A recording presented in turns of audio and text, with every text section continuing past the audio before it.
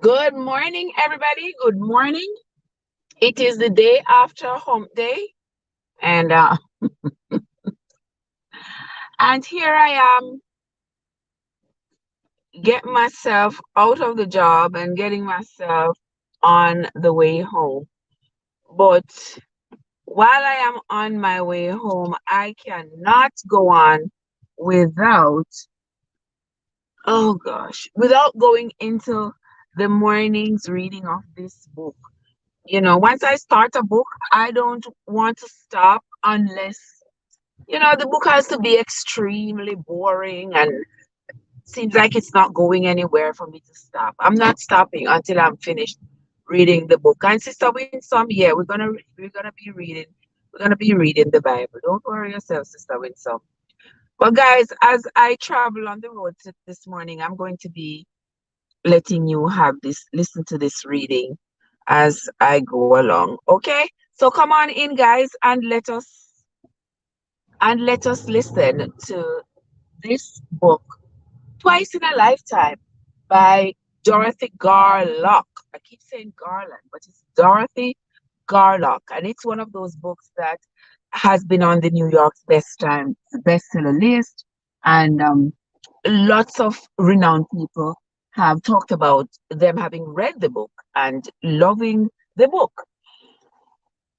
So we are reading it as well, and we are going to see what it is that makes this book so lovable. We are going to discover it one way or the other. So come with me, guys. Let us listen to this book, Twice in a Lifetime by Dorothy Garlock. Welcome again to my channel. This is Jeff from Travestance, and today we're going to continue the reading of the book Twice in a Lifetime by Dorothy Garlock. We started reading this book a few days ago, and I'm not sure about yesterday's reading. It was a little shaggy, but we're going to continue reading the book. And let's see if in future chapters, if we might find the kick in this book. But before we move on, I want to say thank you all for coming in. Thank you all so much for listening. I enjoy reading to you all, and I hope you all enjoy listening to me. To all the newcomers, a very special welcome to you, and to all my returning travelers, I want to say thank you for your continued support. Now we're going to move on to chapter 5. Up, buddy, it's your turn to drive. Drake slowly blinked his eyes as he swam up from the depths of sleep. He leaned against the Plymouth's passenger door, a wool blanket draped over him for warmth. Music played faintly on the radio, some scratchy jazz, a trumpet braying out a long, lonely note. When he didn't immediately move, Amos reached over and gave his shoulder an insistent shake. I'm not kidding here. The road's growing faint and I'm having trouble keeping my eyes open, the mechanic said. Yeah, give me a second, Drake replied. He sat up and swiveled his head, trying to get the kinks out of his neck while he looked out the window at the countryside. The sun hadn't yet risen in the east, but it was painting the underside of a flock of clouds a dull orange and red.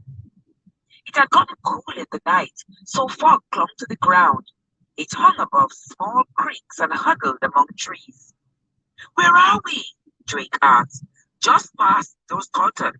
A whisper of a place, if there ever was one. Amos answered. Wasn't a single light on in the whole town? That's because they've got the good sense to be in bed instead of driving in back roads to nowhere, Drake said.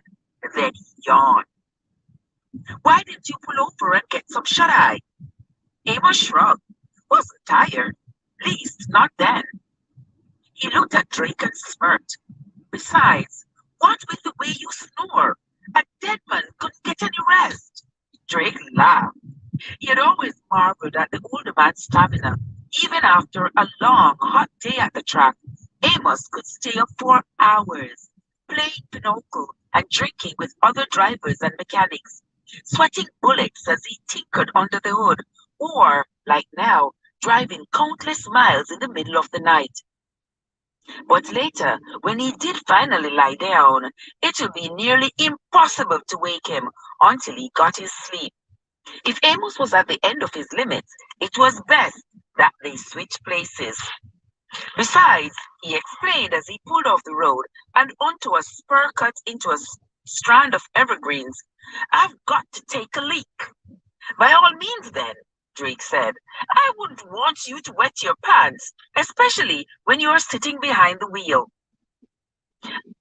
Amos dug around in the back seat, grabbed his coat and a roll of toilet paper, and then disappeared in the woods. It's all like he need more than a leak. Got out, stretched his legs. The air was crisp, almost chilly, and he felt refreshed.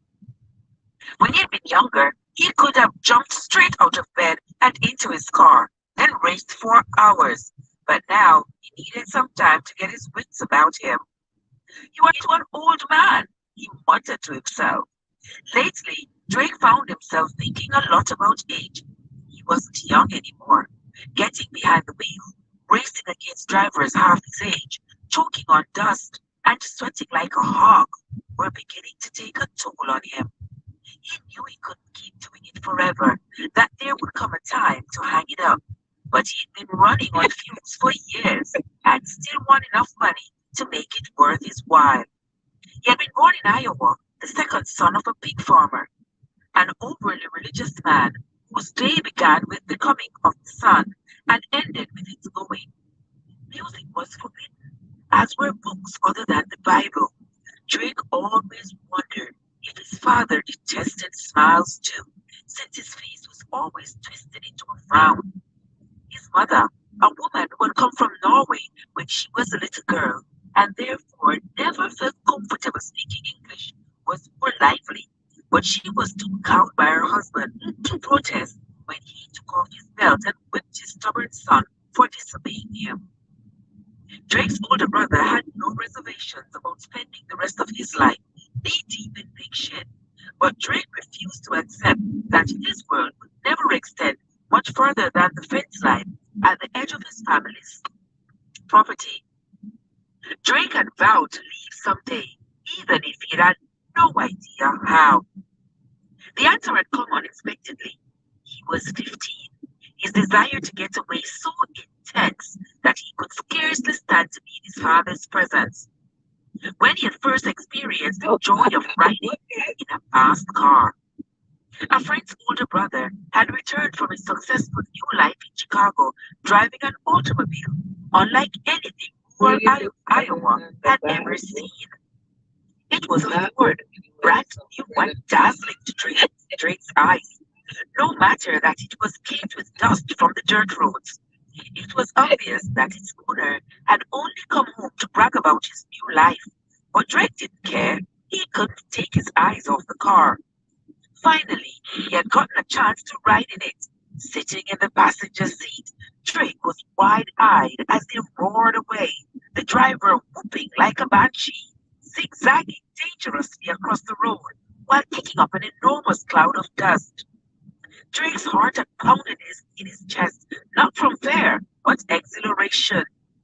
Right then and there, before the ride was even over, Drake knew what he wanted to do with his life. A few months later, he packed his bag, snuck out of the farmhouse in the middle of the night, and took the first train he came across. He had drifted south to Missouri and eventually settled in Hampton, a little place that barely deserved the speck it took up on the map, finding work in a garage. Yeah, I realized you went with Drake knew a fair amount about engines from fixing his family tractors, though he quickly learned that it wasn't the same under the hood of the latest automobiles. Still, he proved to be a quick study. The garage owner, a kindly old man named Dave Eckelberger, took Drake under his wings, patiently correcting what he had done wrong while also encouraging him to learn as much as he could. He even let Drake drive his own car, a beat-up Packard that was frustratingly difficult to start. At first, Drake choked the engine, slammed too hard on the brakes, and blew out his fair share of tires. But it didn't take long before he found that he had some natural ability behind the wheel. He soon longed for more and more horsepower. go faster, and then faster still. His first race had been the thrill of his life. Again, it had been Mr. Eckelberger who had prodded Jake to enter, finding him a car to drive and paying its entry fee. Sitting behind the wheel, the engine rumbled, the steering wheel vibrating in his hands, waiting for the checkered flag to drop, was something he would never forget. The race had been a blur. Someone had bumped him from behind, and he had finished in 10th place. But Jake hadn't once stopped smiling. He kept at it, learning the tricks of the trade, getting steadily better until he started to win more than he lost. Somehow, the years had brought him from then to now. Drake dug around in the Plymouth until he found an apple he had bought at the roadside stand. He bit into it, crunching noisily. Juice ran down his chin until he wiped it away with the back of his hand. For a long while, he was content to eat, watching how the rising sun blossomed across the treetops, colored the gentle stirring leaves, and warmed the air. It hadn't risen high enough to shine off the car or the small trailer that carried their tools, but it grew lighter by the second. The arrival of morning set the birds to chirping. When Drake finished eating, he tossed the apple core into a bush and started to wonder what was taking Amos so long. The thought crossed his mind that his friend had gotten lost or stumbled into trouble. He considered shouting out his name, but then held his tongue. A man's private business is his own. Instead, Drake again rummaged through his things until he found a worn paperback novel, Tarzan and the Leopard Man by Edgar Rice Burroughs, one of his favorites. I need to make note of that book. I might end up reading it. Let me see if I can find it. It's called Tarzan and the Leopard Man by Edgar Rice Burroughs. Leaning against the Plymouth, he licked his fingers, turned the pages to where he had left off, and began to read. Once Drake had escaped the restrictive life imposed by his father, he had discovered books and the joy they could bring. Oh my, I know so well about the joy they can bring. Wow, guys. Hey, guys, what's up? What's up? Good morning, everybody. Good morning. Good morning. Good morning. How is everybody doing this morning? It's a pleasure to see you all. I just paused the reading right there so that I can talk to you all a bit. Who says it's echoing? Cadi's in the place. Teresa is in the place. Buenos dias, mi amor. ¿Cómo está? It's echoing a little bit. Yeah, it kind of echo a little bit because guess what? I'm trying to, no matter how much stay up from sleeping and using up every hour of the day, I still end up coming up short. So therefore, I am trying to see how best I can make use of every minute of the day. So I recorded this reading and it is playing while I'm driving home. So I'm not touching anything, it's just playing. And I think that that's one way for me to get the time in, get the reading in, so that I can get the most out of each day. I'm just trying, guys. Yeah, so that is why, because it is sitting in the stand in front of me on the thing and just playing for you all. Yeah, so that's why it's echoing, because every time the car bumps around, it sort of get that little bumpy. Yeah. So that is the deal. I'm sorry about that. I'm sorry about that. But that's how it's gonna be. I saw Cindy in the place. Cindy, what's up? How are you doing, my sugar? How are you doing? I see 4 million people in the house, guys. Don't forget to hit that like button and share out the stream. I don't know how many of you have ever read this book, but for me, this book is gearing up to be something.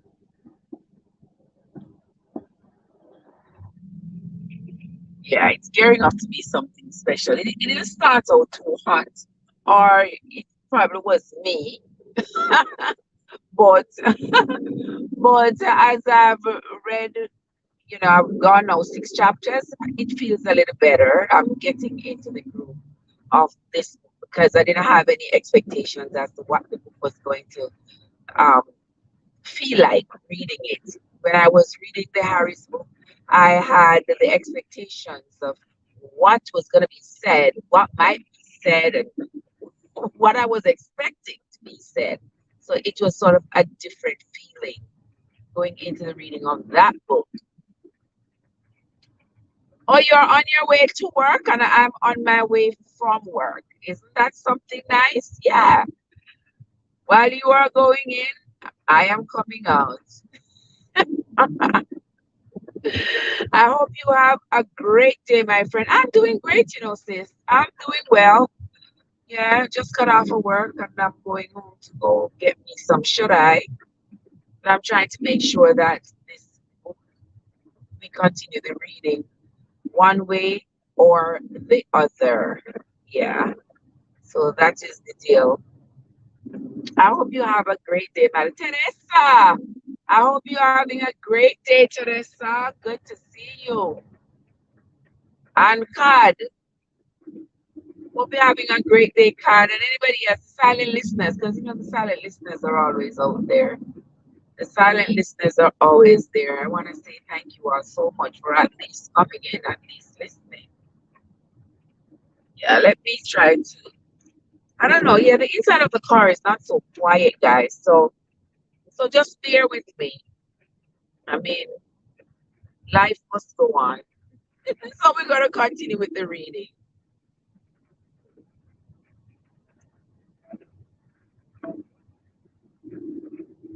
You enjoy tales of all kinds, cowboys and their wild adventures in the Old West, pirates who sailed the sea in pursuit of treasure, New York detectives who search for the one elusive clue that would solve a murder, glimpses of a future filled with flying cars and green-skinned men from Mars, and especially tales of an abandoned baby raised by apes to become the king of the jungle.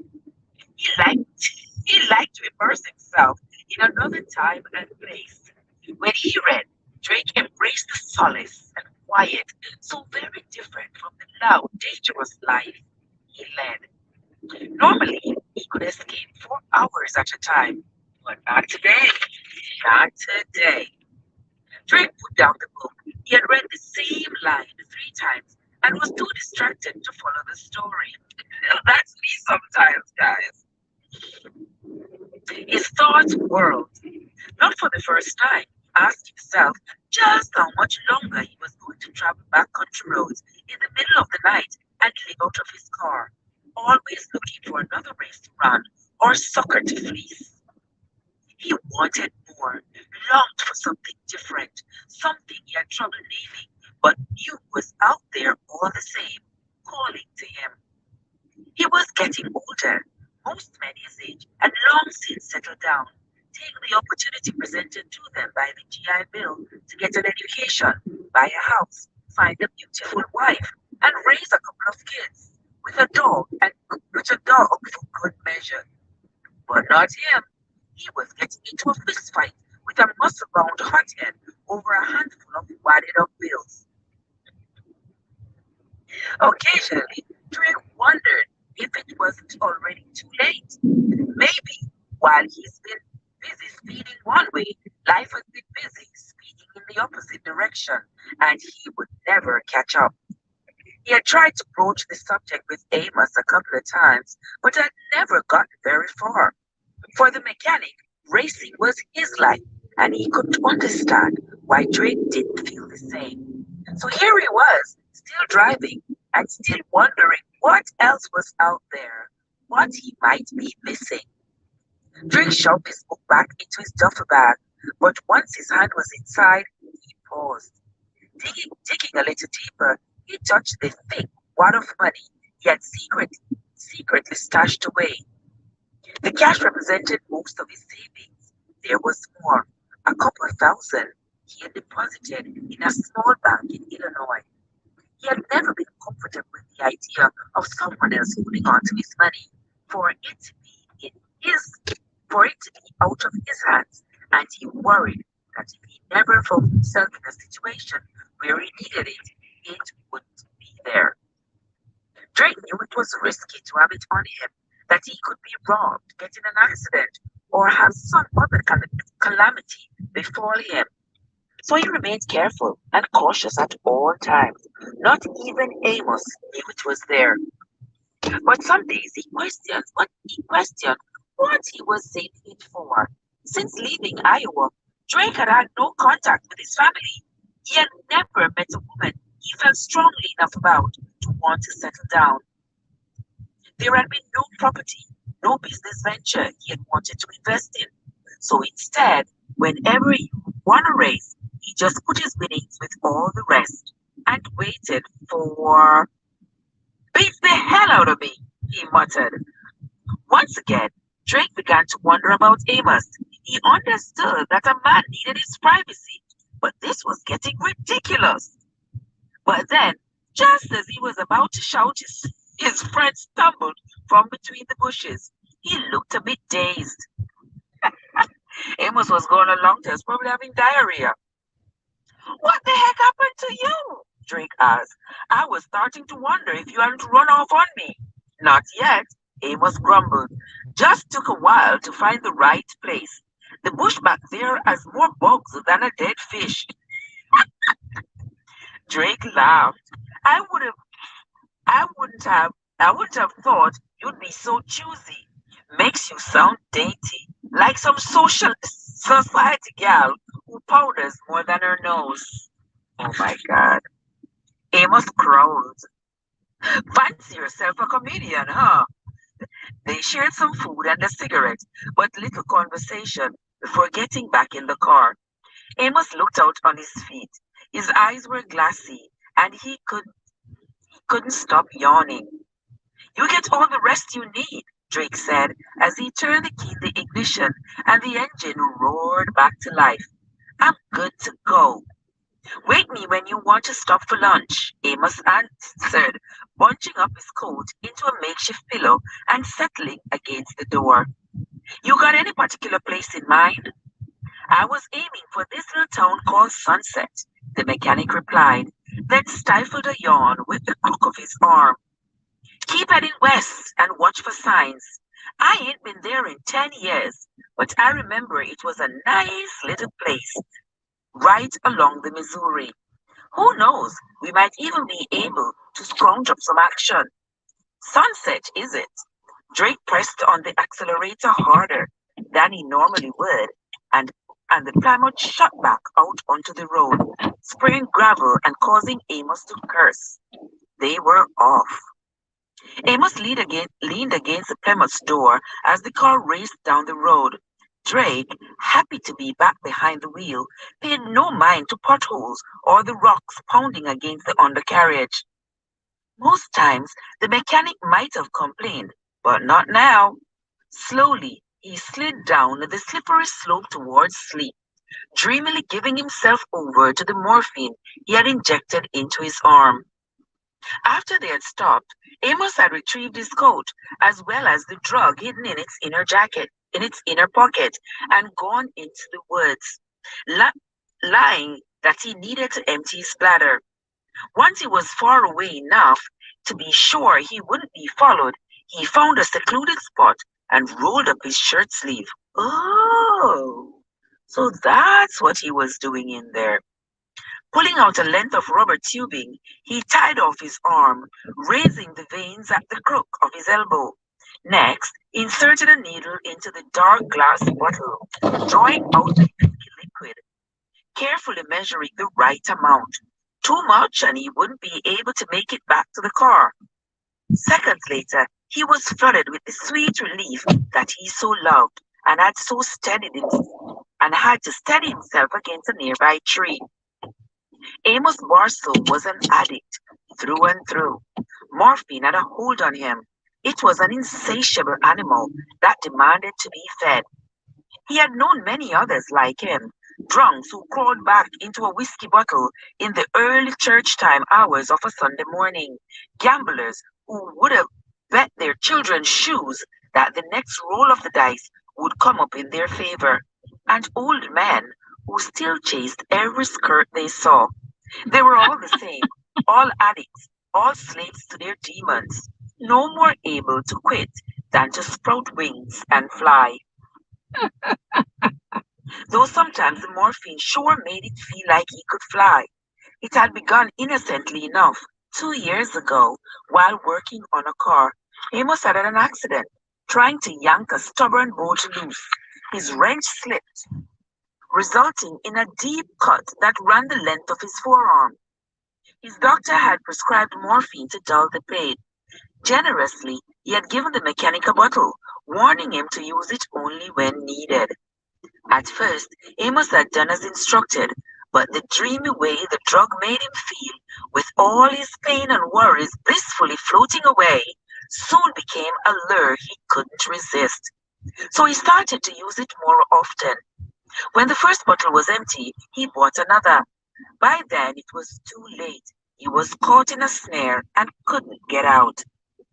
Amos had tried to quit countless times, usually in the sickened aftermath of a bad dose, full of heartfelt promises that this time would be different, that this will be strong enough. But then the shakes would come, the sweating that left his shirt plastered to his skin, and the paranoid feeling that he was being watched. He would get the chills so badly that even in the middle of summer, covered in a wool blanket, he couldn't stop shivering. In the end, it always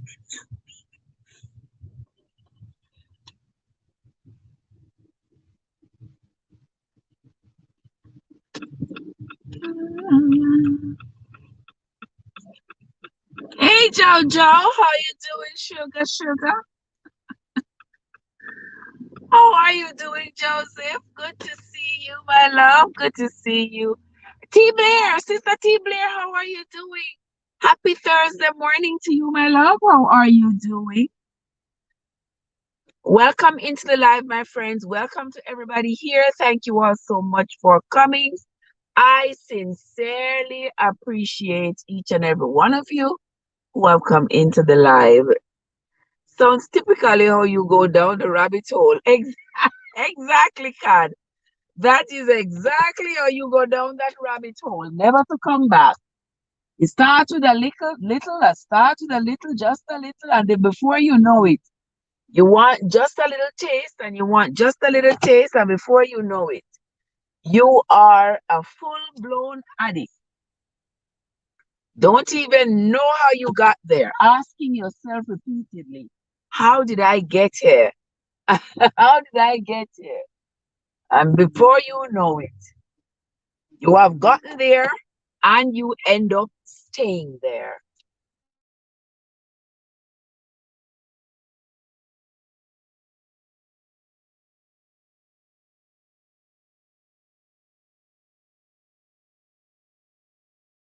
Like, wow, just kick the habits.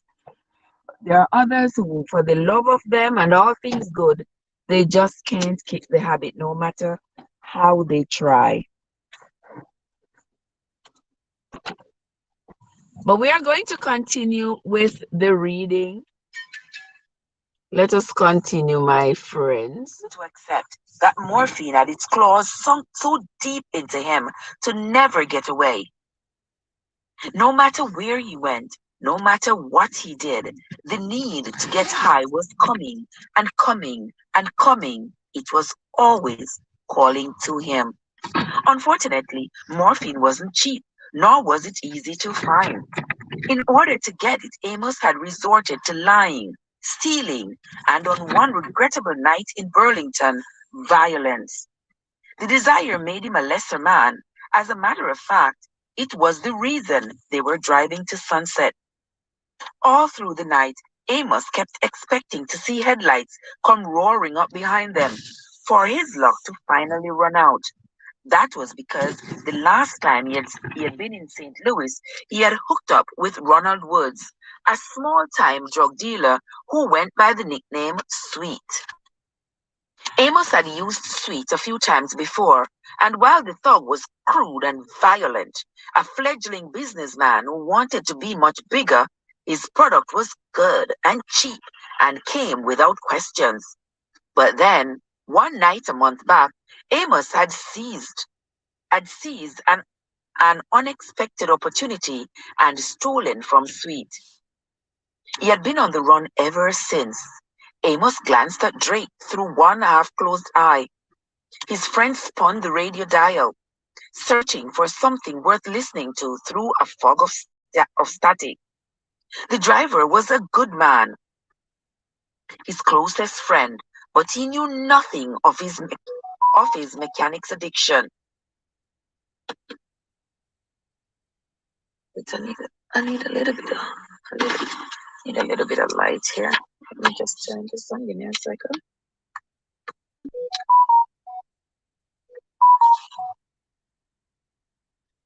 Amos took enormous pains to hide it and had so far succeeded in keeping it a secret. Unfortunate for Drake, ignorance didn't mean he wasn't also in danger. Sweetwoods would see guilt by association. Give me a second here, guys. I need a little bit of light. There we go. Guilt gnawed at Amos. Beneath his gruff exterior, despite the way they traded barbs, he felt a real affection for Drake. They were friends and business partners, but their bond ran deeper than that. Though Amos wasn't that much older than his driver, he reckoned that Drake was the son he had never had. He felt humiliated that he had put them in danger, but helpless to do anything about it. What choice did he have? He couldn't tell the truth. Amos needed Drake if he wanted to make money, funds that he had to have in order to keep feeding his habit. So far, the only solution he had come up with was to stay far from St. Louis, to not let Sweet get too close, and to never remain in any one place for long. Doing so would protect him and Drake both. Sunset was in the middle of nowhere, completely forgettable. They could stay for an afternoon, run a race, win some money, and then move on down the road, staying ahead of trouble. He had enough morphine to last him for a while, at least until he could find another dealer. It would all work out. It had to. When he finally surrendered to the drugs' embrace, Amos felt as safe as a newborn baby in its mother's arms. Drugs will destroy you, my friends. It certainly will. And for those who are on the sidelines, I pray for you because it takes an act, a deliberate act of God to help somebody escape the strangles of a drug addiction. Don't start, my friends. Please don't. We are on to chapter 6. Ronald Sweetwoods popped a butterscotch candy in his mouth, rolling it around on his tongue. He stood in the open doorway of an abandoned barn, the whole frame sad, looking like it might fall over in a strong wind. High above, the sky was awash with stars, far more than he had ever seen in the city. Absently, he hummed a tune he couldn't quite remember, the sound mixing with the whimpers and cries behind him, a melody occasionally interrupted by the raw, thudding sound of heavy fists. Behind him, a town settled down for the night. Lights still shone in houses, but dinners had long since been eaten. Radio shows listened to, and children tucked away in bed. The sun had set hours before. A chill filled the air. Sweet couldn't remember the name of his god-forsaken place, but for most of the town's residents, the day was done. Sweet was just beginning. Turning around, he saw a man tied to a chair, rope crisscrossed his chest, securing his arms and legs. Drool hung from his busted lip. A mixture of saliva and blood, it dangled for a moment, swinging like a pendulum, before breaking loose to drop onto his leg. Sweat plastered his greasy hair to his forehead. He was missing some teeth, but Sweat wondered if they hadn't been gone long before he had gotten his hands on the man. Let me see him, Sweet said. Malcolm Child stood beside the wounded man, his fists bloodied from carrying out his boss's orders. He was a huge presence, tall, shoulders as wide as most doorways, the muscles on his broad chest straining against his shirt. An ugly scar zigzagged down his cheek, the tissue almost white, the memento of a bar brawl years earlier. As quietly as possible, Malcolm gave the man a final order. Sweet followed, the most violent of orders.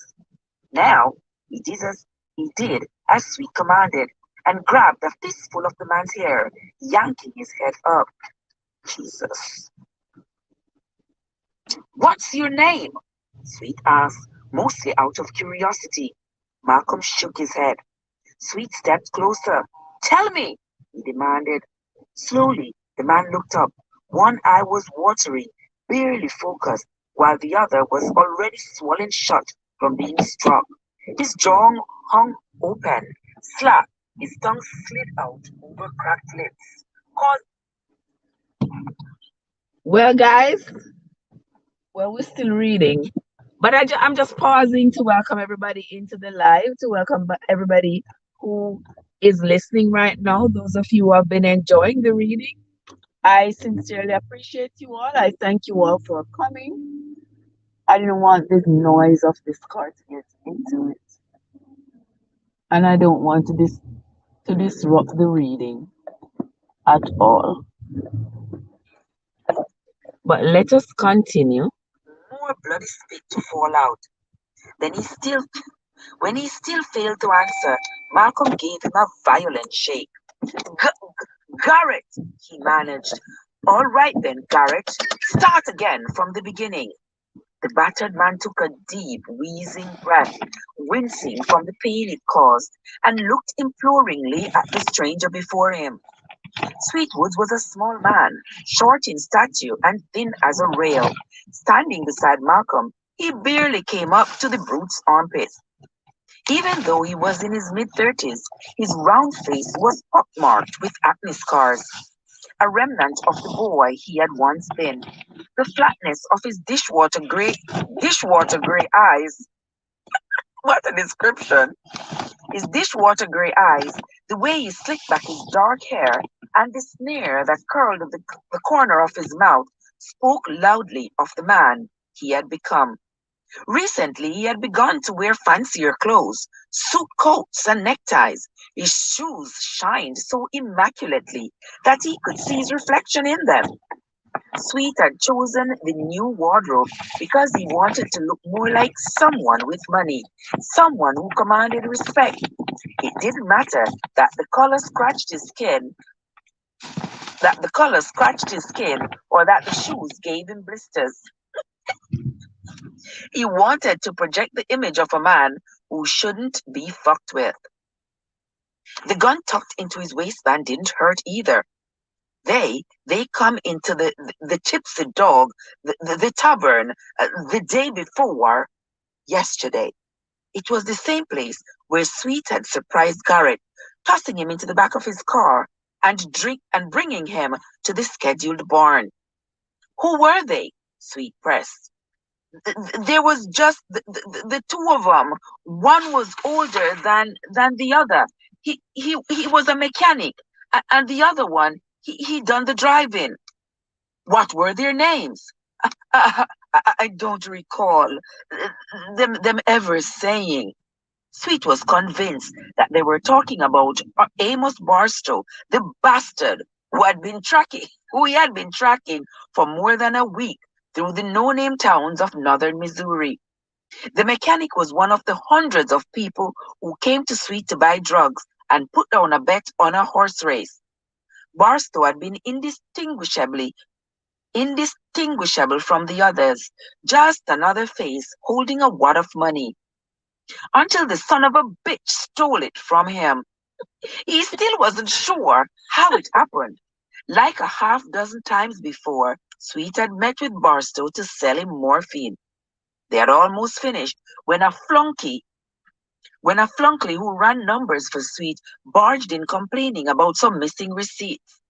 In the time it had taken to fix the problem, a threat of grave bodily harm had finally done the trick. Barstow had made off with 3 bottles of morphine and a bag holding a couple $100 cash. Oh Lord Jesus. Amos is trouble already. On top of that, the mechanic seemed to have vanished into thin air, even after Sweet put the word out, offering a reward to whoever brought him Barstow whereabouts. No trace had been found. It was bad enough that Sweet was out his stuff, but the real problem was that it wasn't his to begin with. Sweet had been given the drugs and cash by Curtis Weber, a bigger fish in the criminal pond. That was that was St. Louis. Oh Lord. You ever hear them say thief from thief, God laugh? Sweet was to sell and otherwise distribute it, skimming a small amount off the top to keep for himself. After Barstow's death, Sweet had had to return to his superior with his tail tucked between his legs and some clean and come clean about what had happened. He had expected there to be severe and immediate consequences. Instead, Curtis had calmly explained that if Sweet didn't get back what had been stolen, if it didn't cut Barstow's throat from ear to ear, not only would he lose any chance to advance in the underworld that ruled the city, but he would soon find himself dead, floating in the river, food for the fishes. Oh my God. But that is the world. That is the underworld drug game, guys. Sweet understood immediately.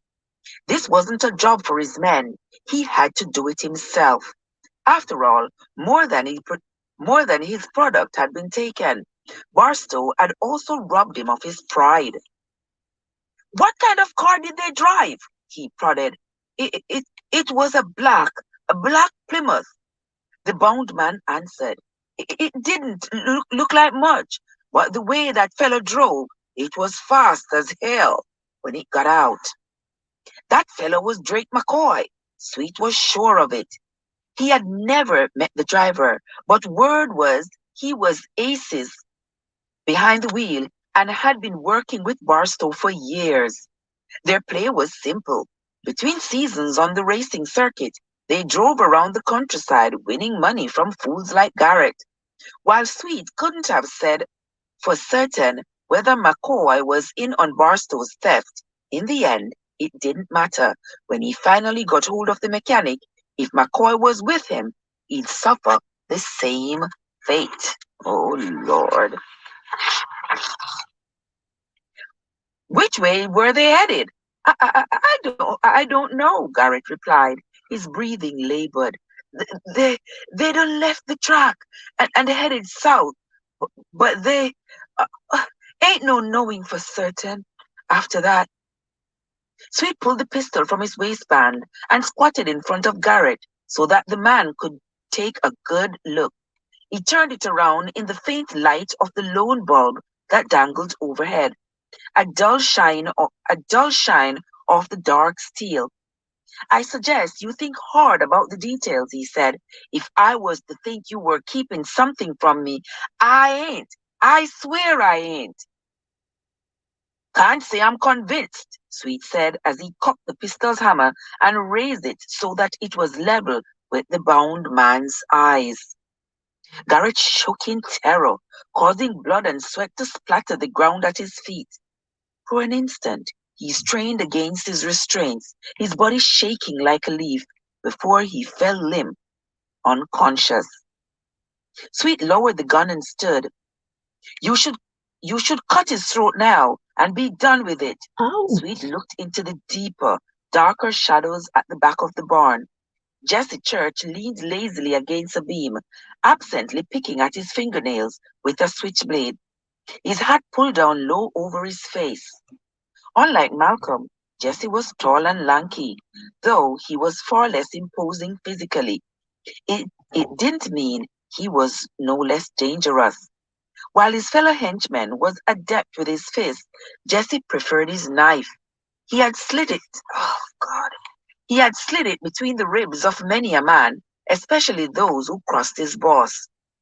No sense in leaving a tongue to wag, Jesse said matter-of-factly. Jesus of mercy. Sweat shook his head.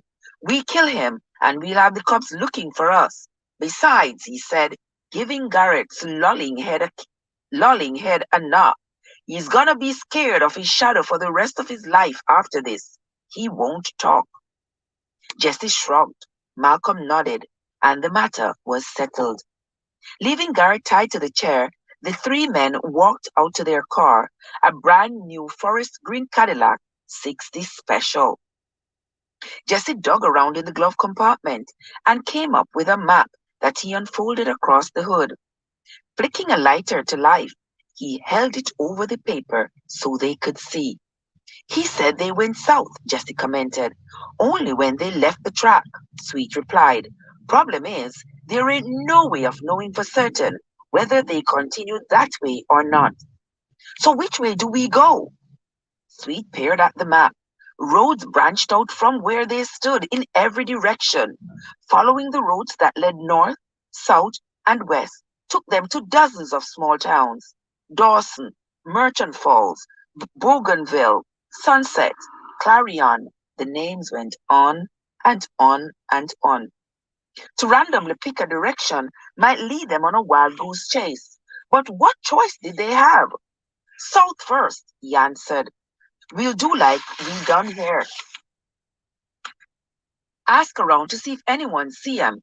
If we run into a dead end, we'll backtrack and try another road.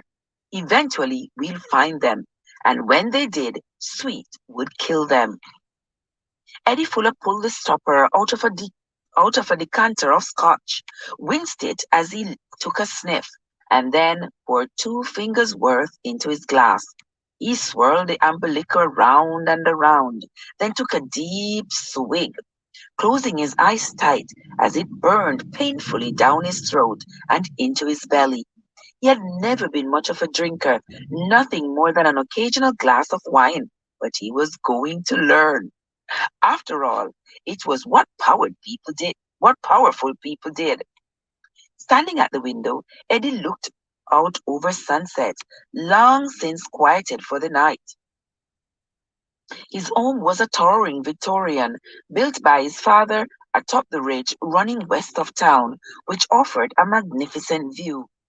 Most days, he could see the houses and businesses clustered around Sunset Center.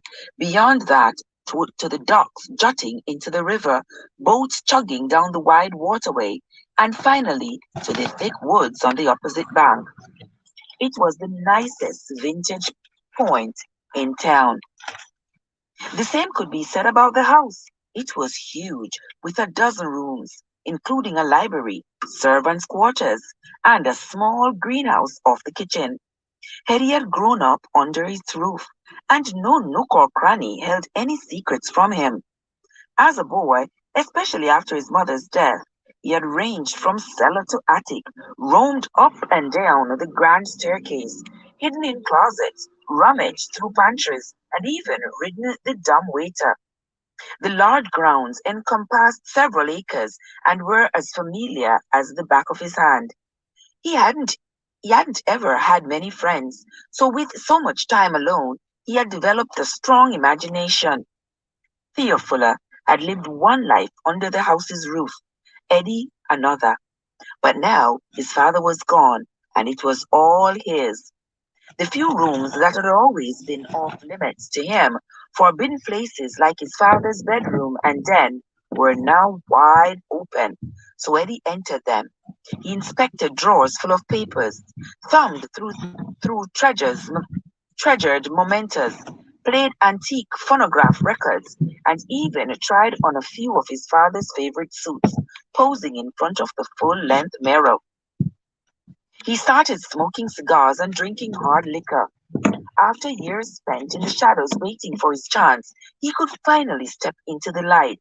But oddly enough, he still wasn't happy. In fact, he was restless, uncomfortable, out of sorts, and even a little scared. Even with all that had fallen into his lap, something was still missing. Fortunately, he didn't take Eddie long to figure out what it was.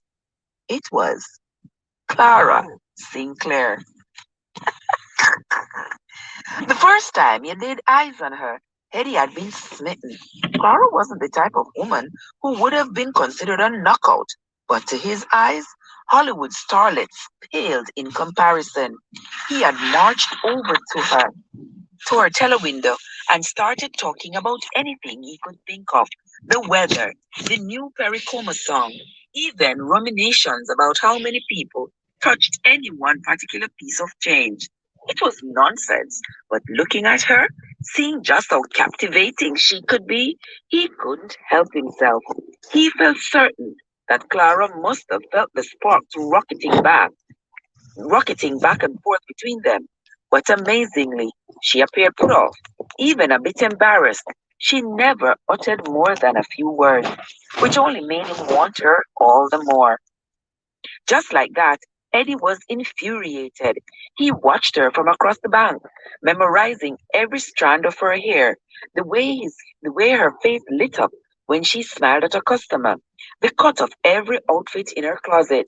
Every chance he had, he approached her, complimented her work, her shade of lipstick, even what she had brought for lunch, anything that might strike up a conversation between them.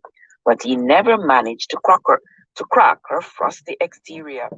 Eventually, it became such an obsession that he started thinking he could never marry her. He had to stop and realize that she was beautiful and let me see. All right, just a few more minutes. Stay away from her, Theo had warned him, his face creased with a disapproving scowl. She's she's got enough trouble in her life without you chasing after her like a puppy. You look like a fool. Chastised, Eddie retreated to his desk and did as his father asked. But being barred from speaking to Clara only drove his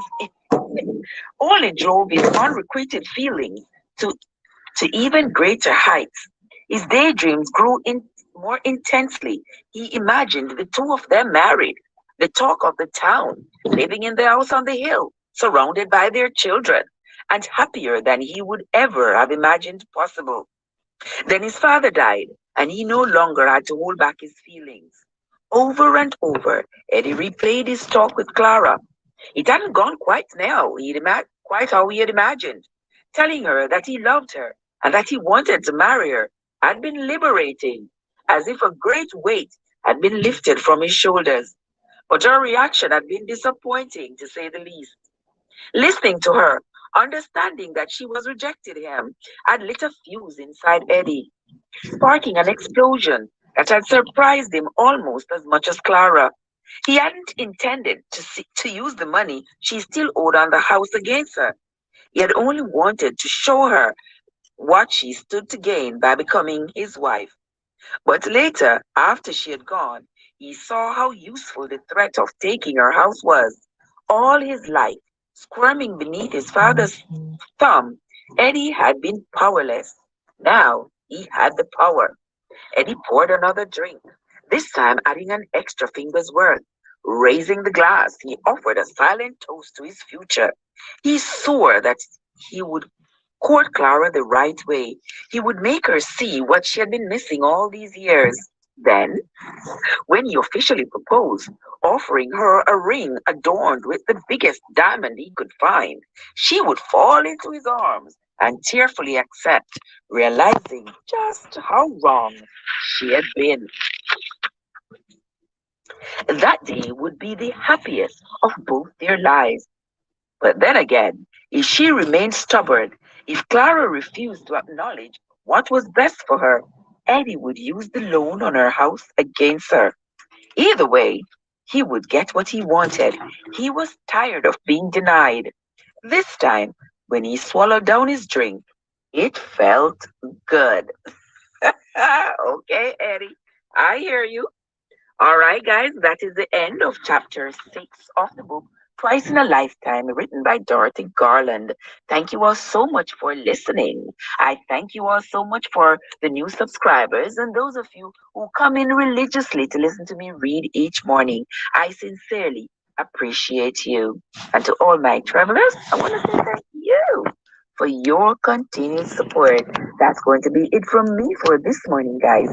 Join me again tomorrow morning when we will be on to chapters 7 and 8 of the book Twice in a Lifetime by Dorothy Garlock. Until next time, my friends, this is Trev from Travessence, where your journey matters. Welcome again to my channel. This is Trev from Travessence, and today, That almost a replay. Okay, guys. So chapters. That was chapters 5 and 6 of the book. I'm starting to enjoy this book, guys. I don't know about you all. Those of you who love reading and love to admire the artistry in how somebody writes, you can appreciate this book. And me being one of those persons, I can appreciate how this person writes and the time in which this story is set and the people in the story. I am starting to love the book more and more. And so as we read along, we will continue to fall in love with the book. I really want to see. I really want to see if Clara is going to give in to Eddie. But by the title that says Twice in a Lifetime, I am imagining that maybe she said yes to him. And the Twice in a Lifetime is talking about how she got married and got loved twice in her lifetime. Because remember her husband Joe had been killed in the war. So that was the first time. And then this time, I don't know, but stories can take a twist. Sometimes you never know. But I am anxious to hear how that part turns out. And I'm also anxious to hear about Tommy. Remember Tommy, Clara's son that we read about in chapters 1 and 2? I'm anxious to hear what's going on with him because he's going down a rocky path. And I also want to know if Sweets ever found Amos. Yes. So those are the intriguing portions of the story. Whether whether Clara will fall for Eddie, whether Tommy will shape up his folly ground and start to behave himself, and also whether Sweet will ever find Amos. And if he does find him, what would he do to him after Amos had stolen his money and his drugs? Yeah. So that's going to be it from me for this morning, my friends. Until next time, this is Trev from Traverses, where your journey matters. I will see you all later, my friends. Have yourselves a great day.